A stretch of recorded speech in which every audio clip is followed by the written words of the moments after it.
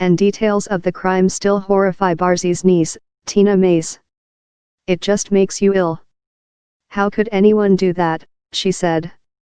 Her aunt played the organ at her wedding decades ago, before Barzees joined Mitchell as he acted on his so-called revelations from God.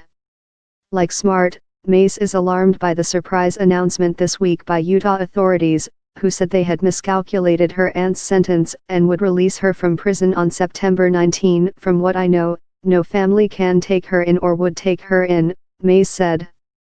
"Federal agents have found a place for Barzees to live when she starts her 5-year supervised release," said Eric Anderson, the deputy chief U.S. probation officer for Utah. He declined comment on whether she will be in a private home or a facility, but she will not be homeless, he said.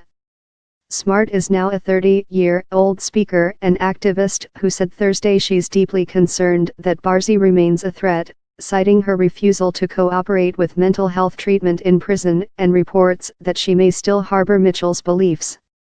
Smart called for authorities to consider carefully whether inmates have been successfully treated before they are released. But large-scale changes requiring rehabilitation could pose troubling questions, said Rebecca Weiss, an assistant professor at the John Jay College of Criminal Justice in New York. "We could be incarcerating someone indefinitely who has served their sentence," she said.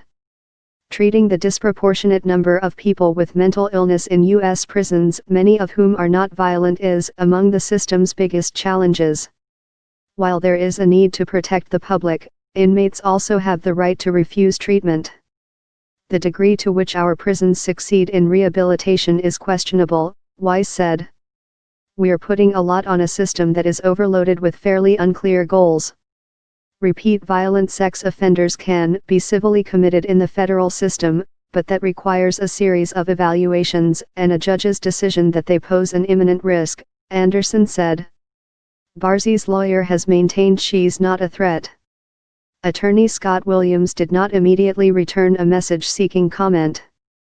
Prison officials declined to discuss her behavior behind bars or relay an interview request.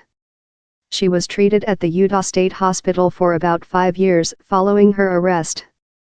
She testified in 2010 against Mitchell. Barzees described a hellish first year of marriage that eased after she learned to be submissive and obedient, and his later pronouncement that it was God's will they sell their possessions and travel the country wearing long robes.